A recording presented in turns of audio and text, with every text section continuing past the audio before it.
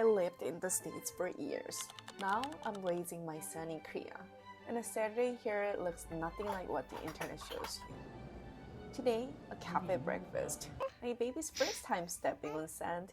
An ant attack he'll never forgive me for, and a samgyeopsal, which is a pork belly lunch we snuck in while he was sleeping. But it all starts here.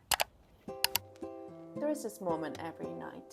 He falls asleep, the house goes quiet, and my day, the one that's actually mine, finally starts. This is the part no one shows you about being a mom. The after. After the feeding, after the bath, after the bedtime routine, when the house looks like a tiny tornado hit it, and you're the cleanup crew. But honestly, I don't mind it anymore. I used to. When I first became a mom, this part felt exhausting. Now it's kind of meditative. It's the only time the house is quiet and clean at the same time. That lasts about 12 hours until he wakes up and destroys it again. Tomorrow, we're going out. We're outing. Cafe, park, the whole thing. But right now, this is enough. Korean mornings with a toddler are chaotic. I have no idea why he's in the toy box, but he made it out the door. That's a win. One thing I love about living in Korea, there's always a small cafe within walking distance.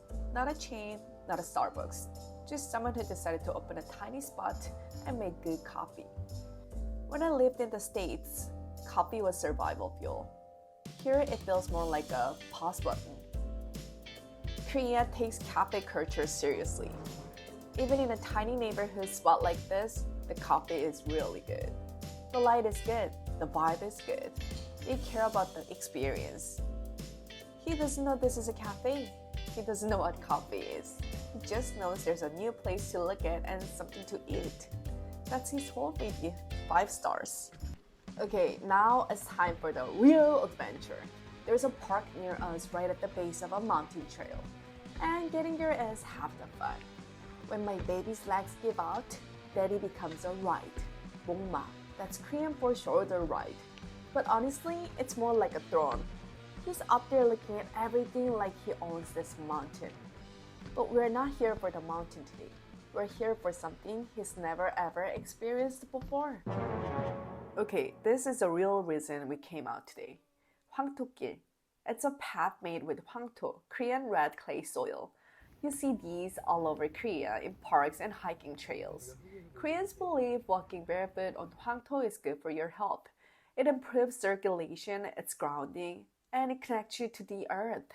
Adults come here for wellness. But today, this is my baby's first time ever stepping on sand, or dirt, or anything that isn't floor or pavement. He has no idea what's about to happen. First reaction, confusion.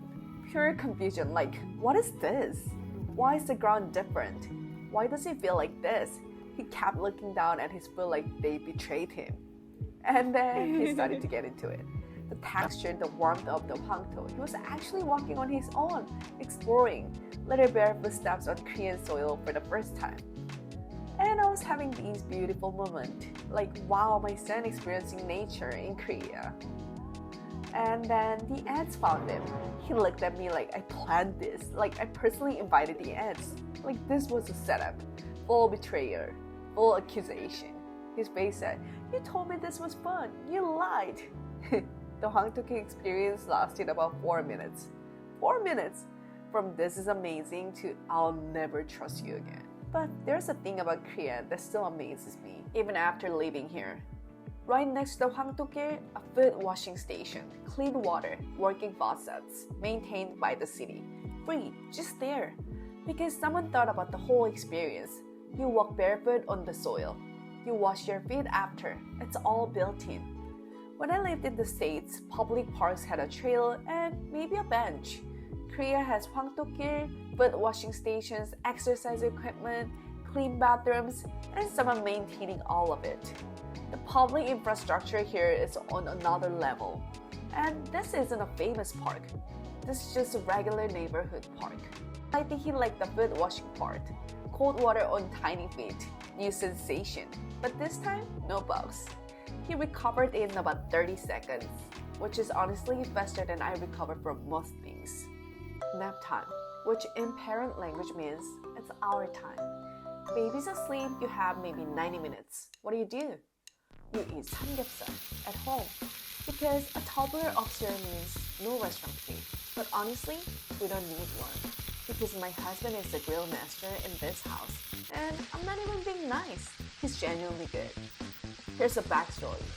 In his early 20s, he went to so many hweshik, that's Korean work dinners where everyone grills meat and drinks together. It's a huge part of Korean office culture. And at hweshik, someone always ends up being the designated griller. That was him every time. So he practiced a lot for years. Now he grills samgyeopsal better than most restaurants. And then the move that separates Korean home grillers from everyone else. Kimchi. It's spring onion kimchi, but not fresh, fermented. You take the fermented kimchi and grill it in the leftover pork fat. The sourness of the kimchi hits that oil and it caramelizes into something. I can't even describe it. Tangy, sweet, smoky, crispy on the edges. This is the kind of thing you only learn by growing up Korean. No recipe, no measurement. You just know after the pork comes off, the kimchi goes in. That oil is too good to waste. Samgyeopsal with a little char. Grilled fermented kimchi straight from the pork oil. Lettuce wrap, garlic, samjang, one perfect bite. And for 45 minutes, we're not mom and dad. We're just us. Having pork belly at home on a Saturday, the baby's asleep upstairs. The kitchen smells incredible, and my husband is showing off skills he learned at work dinners. And then he's back, fully charged, no memory of the ants, ready to destroy or clean up another room. He doesn't know we just ate samgyeopsal without him. He doesn't know his mom cleaned the entire house after he fell asleep last night. He just knows he woke up and there was a snack waiting for him. And honestly, isn't that the whole point? Making sure there's always something waiting for them. A Saturday in Korea, nothing extraordinary happened. No tourist spots, just a family of three, a cafe, some sand, some ants, a foot washing station that blew my American mind. But one day he might watch this and he'll see that the most ordinary days were the most beautiful ones.